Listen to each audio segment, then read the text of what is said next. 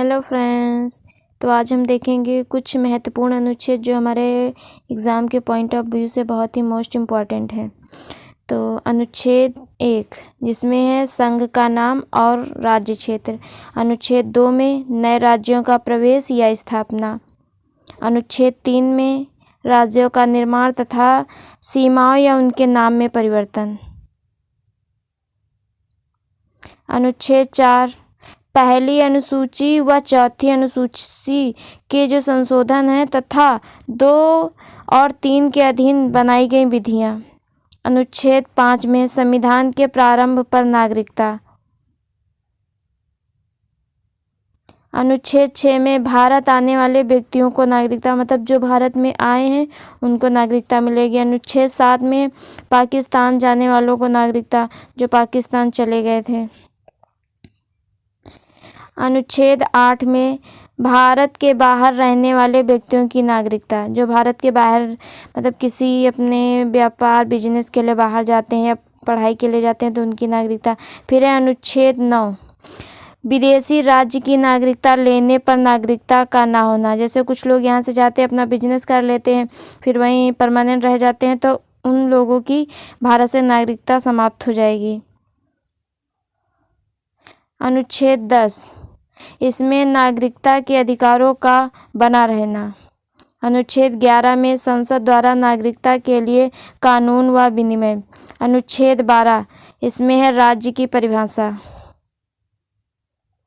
अनुच्छेद 13 में मूल अधिकारों को असंगत या अल्पीकरण करने वाली विधियां। अनुच्छेद 14 में विधि के समक्ष समता। अनुच्छेद 15 धर्म जाति लिंग पर भेद का प्रतिषेध, मतलब आप किसी तरह का धर्म जाति लिंग पर कोई भेद नहीं कर सकते हैं। अनुच्छेद 16 लोक नियोजन में अवसर की समानता। अनुच्छेद 17 में अस्पृश्यता का अंत। अनुच्छेद 18 में उपाधियों का अंत। और अनुच्छेद 19 में वाक की स्वतंत्रता, मतलब बोलने का अधिकार, आपको बोलने का अधिकार दिया गया है। अनुच्छेद 20 में अपराधों के दोष सिद्धि के संबंध में संरक्षण, कि आपको दोष सिद्धि के लिए संरक्षण दिया जाएगा। अनुच्छेद 21 में प्राण एवं दैहिक स्वतंत्रता, ये कभी भंग नहीं होता है। अनुच्छेद 21 का में इसमें 6 से 14 वर्ष तक के बच्चों को शिक्षा का अधिकार दिया गया है। आप ये अधिकार छीन नहीं सकते हैं बच्चों से।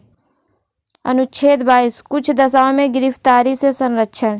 अनुच्छेद 23 में मानव के दुर्व्यापार और बाल श्रम, मतलब अनुच्छेद 23 में मानव का जो देह व्यापार होता है और बाल श्रम होता है उस पर प्रतिबंध लगाया गया है।